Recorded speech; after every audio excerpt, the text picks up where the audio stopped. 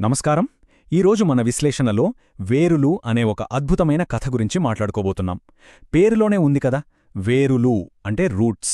ఇది కేవలం ఒక వ్యక్తి పైకి ఎదగడం గురించి మాత్రమే కాదు, డబ్బు సంపాదించాలనే కసికి, మన కుటుంబం మీద ఉండే ప్రేమకు మధ్య ఉన్న ఆ బ్యాలెన్స్ గురించి చెప్పే కథ. అసలు నిజమైన విజయమంటే ఏంటి? ఈ ప్రయాణంలో మనం తెలుసుకుందాం. కథలోకి వెళ్లే ముందు ఈ ఒక్క మాట వినండి. డబ్బు సంపాదించడం కష్టం కాదు నాన్న, దాన్ని సరైన దారిలో ఉంచడమే అసలైన పరీక్ష. అద్భుతంగా ఉంది కదూ? కథ మొత్తానికి ఇదే పునాది అని చెప్పొచ్చు. అసలు సంపద అంటే ఏంటి? జీవితంలో దేనికి మనం ఎక్కువ విలువ ఇవ్వాలి? ఇలాంటి లోతైన ప్రశ్నలకి ఈ కథ ఒక సమాధానం లాంటిది. సరే, విభాగం 1, గుంటూరు నుండి గల్ఫ్ వరకు. ఇక్కడే మన హీరో రమేష్ నాయుడు పరిచయమవుతాడు. గుంటూరు జిల్లాలోని పెద్దపాళ్యం అనే చిన్న పల్లెటూరు వాళ్లది. 10వ తరగతి పాసయ్యాక రమేష్కొక కఠోరమైన వాస్తవం అర్థమైంది. వాళ్లకున్న కాస్త మిరపచేను, లాభాలమాట దేవుడెరుగు, ఉన్న అప్పులు పెంచుతోంది. చేతిలో చిల్లిగవ్వలేదు. తన తల్లిని బాగా చూసుకోవాలి, కష్టం రానివ్వకూడదు. ఇదే అతని ఒకే ఒక లక్ష్యం. ఇప్పుడు ఈ ప్రయాణం ఎలా సాగిందో ఒక్కసారి గమనిద్దాం. 25 వయసులో అప్పులు తీర్చడానికి దుబాయ్ వెళ్లాడు రమేష్.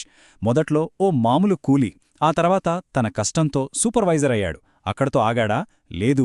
ఏకంగా 12ఏళ్లలో నాయుడు కన్స్ట్రక్షన్స్ అని తన సొంత కంపెనీ పెట్టాడు. అంటే ఒక సామాన్య స్థాయి నుంచి ఓ బ్రాండ్ క్రియేట్ చేసే స్థాయికి ఎదిగాడు. ఇది నిజంగా అద్భుతం కదా.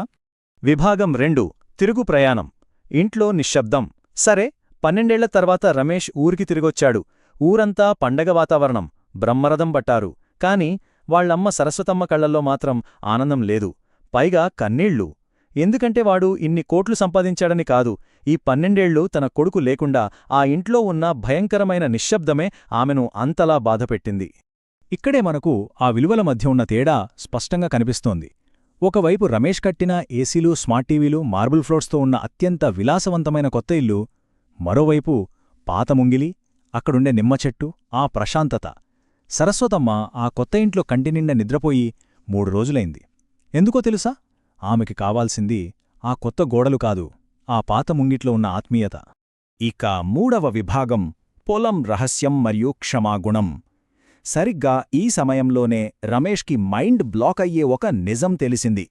వాళ్ల సొంత అన్నయ్య కిరణ్ 4ఏళ్ల క్రితమే ఆ కుటుంబానికున్న మిరప పొలాన్ని గుట్టుచొప్పుడు కాకుండా అమ్మేశాడు.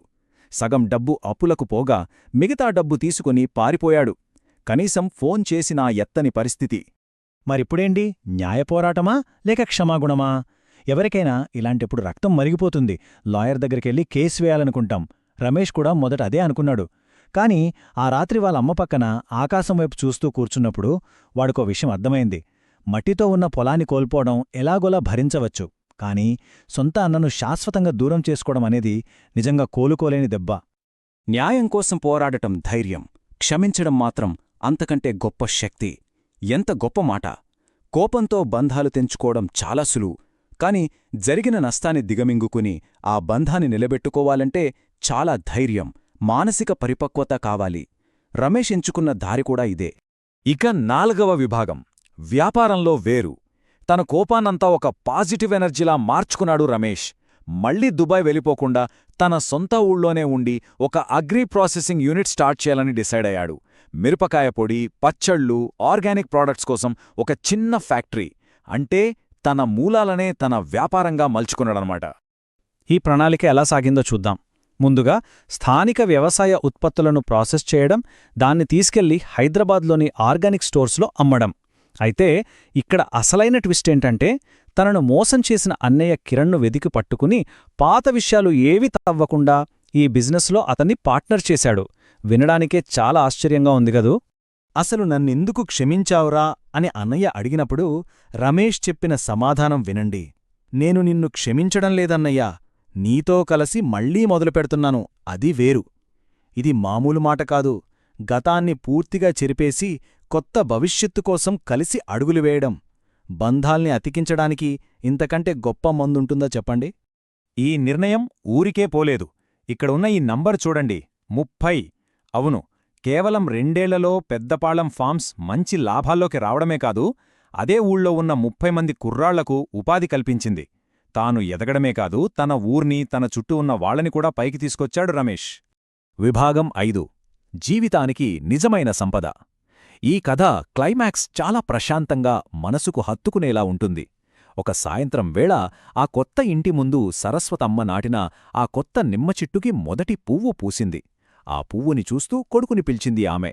ఇద్దరి మధ్య మాటల్లేవు, కాని ఆ ఒక్క క్షణంలో పాత జ్ఞాపకాలన్నీ మళ్ళీ చిగురించాయి.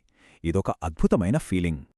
అప్పుడు ఆ తల్లి అన్న మాటలు ఈ కథ మొత్తానికి ప్రాణంలాంటివి. వేళ్లు లేని చెట్టు ఎత్తుకు పెరగదు. నువ్వు పెరిగావు, కాని వేళ్లు మరిచిపోలేదు. అది చాలు. మనం ఎంత పైకెదిగినా అసలు ఎక్కడనుంచి వచ్చాం, మన మూలాల ఏంటి అనేది మర్చిపోకూడదు. రమేష్ దుబాయ్ దాకా వెళ్ళొచ్చు, కోట్ల రూపాయలు సంపాదించొచ్చు, కాని వాడి మనసంతా ఆ పెద్దపాలెం మట్టిలోనే ఉండిపోయింది. సో ఇక్కడ మనం గుర్తుపెట్టుకోవాల్సిన అసలైన పాయింట్స్ ఏంటంటే, నిజమైన సంపద అంటే బ్యాంక్ అకౌంట్లో ఉండే డబ్బు కాదు. కష్టాల్లో ఉన్నప్పుడు కుటుంబంతో కలిసి నిలబడటం, బంధాల్లో ఆ కాస్త క్షమాగుణం చూపించడం, సొంత నేలమీద ప్రేమను కాపాడుకోవడం. ఈ కథ చివర్లో రమేష్ వాళ్ళమ్మ పక్కన నిలబడి చూస్తుంటే, దూరంగా ఆ ఫ్యాక్టరీలో కిరణ్ బాధ్యతగా రాత్రి షిఫ్టు చూసుకుంటూ ఉంటాడు. That is the real success. చివరగా ఈ కథ మనల్ని ఆలోచింపజేసే ఒక పెద్ద ప్రశ్నని వదిలిపెడుతోంది. విజయాల కోసం, కెరీర్ కోసం మనం నిరంతరం పరుగెడుతూనే ఉన్నాం కదా.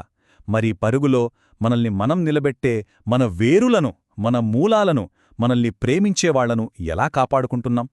మన విజయం అనేది మనం చేరుకున్న శిఖరాల్లోనే కాదు, మనం మర్చిపోకుండా అంటిపెట్టుకున్న మన మూలాల్లో కూడా ఉంటుంది. ఒక్కసారి ఆలోచించండి. మళ్ళీ మరో ఆసక్తికరమైన విశ్లేషణతో కలుద్దాం.